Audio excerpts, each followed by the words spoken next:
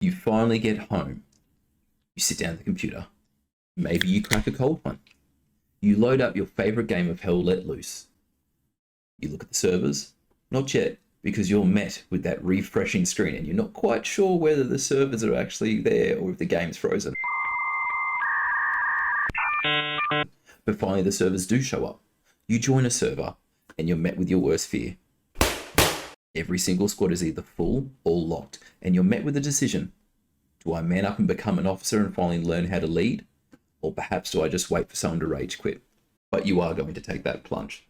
Lads, welcome to the channel. My name's Immature, and officer is one of my favorite roles in Hell Let Loose. It was one of the first things I actually got to level 10. So I know a couple of things that could potentially help you on the front lines. So we are going to take that plunge together, and hopefully in under 10 minutes, I will help you to become a better officer. Thanks guys, let's get at it. Let's start really simple. Your loadout. The officer loadout will either come with an SMG or a rifle. You'll have a pistol, an assortment of grenades, bandages, combat knife, and two of the most important things you'll be carrying are your binoculars to spot and mark things for the team and your squad, and your stopwatch. Now this I would put at the top of the most important things you have in your loadout. With this, you're going to set down OPs and you're going to set garrisons, so you're going to be able to help the team a whole lot. And as an officer, your role is to make sure that your boys don't have to play running simulator.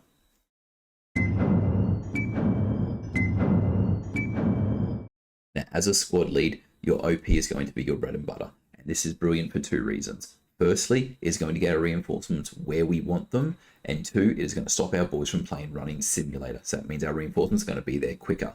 Now, you're updating your OP. It needs to be constant. As we're moving around the map, moving up to a new attacking position, a new defensive position, OP needs to be updated. If it is squares away, your boys are too far away from spawning.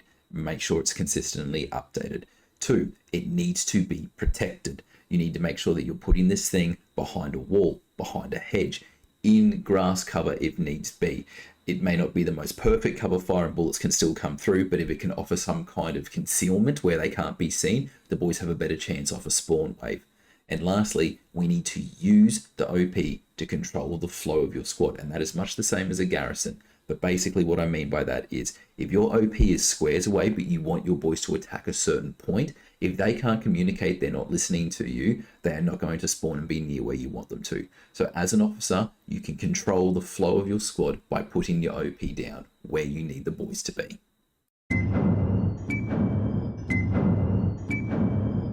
Now, as an officer, you may be asked by the commander to put down a garrison.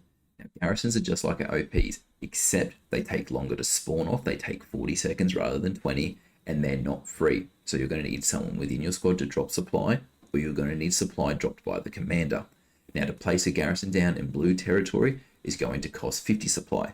To place it down in red territory is going to cost 100 supply. And you need to be careful as well, because when you're in red territory, enemies that come within 50 to 100 meters of it are going to lock out the garrison and no one can spawn off it. So you need to be careful where you place it.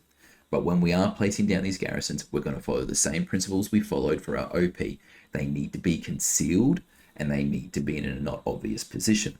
They need to be concealed and protected, mainly because you want your spawn waves just like OPs. When our wave spawns off the garrison, we need to make sure they're not instantly gunned down and they're not out in the open.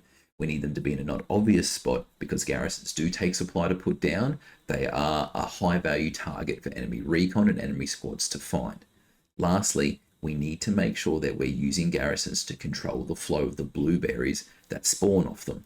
If we are trying to defend a point and we place a garrison down 3-4 squares away from the one point we're meant to be defending, blueberries aren't smart. They're going to spawn on that garrison and they are going to be away and ineffective from the battle and helping the team. So remember, when we are placing garrisons down, we are controlling the flow of the battlefield.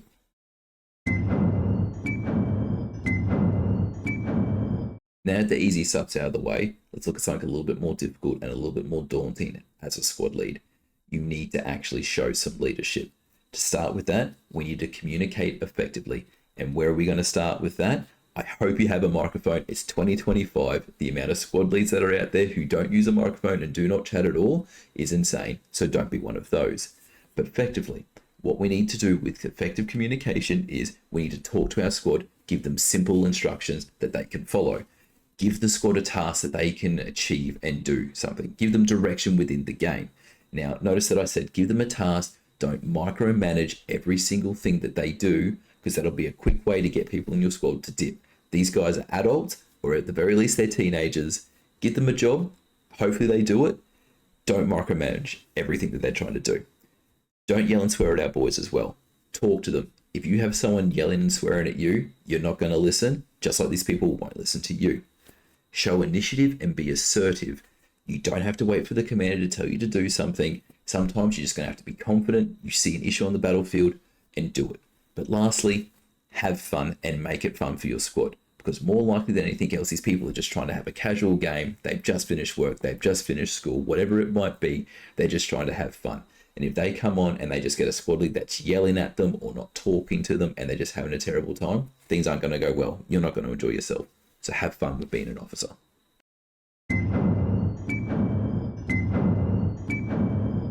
Take this next one with a grain of salt, but you need to die less. As a squad lead, your life does have an air of responsibility and importance to it. If you're dying, you can't update the OP. If your squad's just run 2 squares and you get into a firefight and you push forward in front line and die and haven't put that OP down and updated it, congratulations, your squad gets to run 2 squares again, and that's going to suck. If you die, you can't give effective communication to your command structure about the things that are happening in your area of the battlefield. That might be updating tank marks, that might be updating infantry marks, and letting people know what is happening in that area. So stay alive so you can see. Lastly, you can definitely frontline with the boys. As an officer, I love getting into the thick of the fight as well, but you need to make sure that you're doing the important things. Use your map. If you're not opening your map, you are hamstringing yourself and you're not getting nearly half the information you need as a squad lead. When you open your map, you can finally see where your allied squads are, and you can see if they're all bunched up. You can go, all right, I can maybe push myself out onto the wings a little bit so I'm not where everyone else is. Same thing when attacking. Maybe you can see all the squads on the map are pushing into a single point from the same direction, so you can take your boys around a ravine, you can take your boys around a wood, and you can help and you can attack from a flank. If you open the map, you can see that garrisons and OPs are starting to light up, so you know that enemies are attacking you from behind. If you actually open your map, you can see enemy tank marks that are coming in, even though they may still be 500 meters away. You can understand that there's a tank coming this way. Maybe we need to not be here. Basically, boys, when we open the map, we can make better defensive decisions, which is going to help our team with plugging holes that might show up. We can make better offensive decisions, which can mean we can help our boys not get caught in a meat grinder. And at the end of the day, all these tactical decisions help our boys have a better time on the field and help our team hopefully with a better outcome, and we get that win. At the end of the day, guys, like anything else, you're going to need to practice. Leadership isn't easy. Leading other adults when they don't want someone telling them what to do is not easy. You're going to get in there some days. People aren't going to listen. People may not even talk. People are going to fight with you. They're going to be argumentative. You're going to get to listen to command chat absolutely implode, and that is hilarious when it happens. Have a good giggle with that.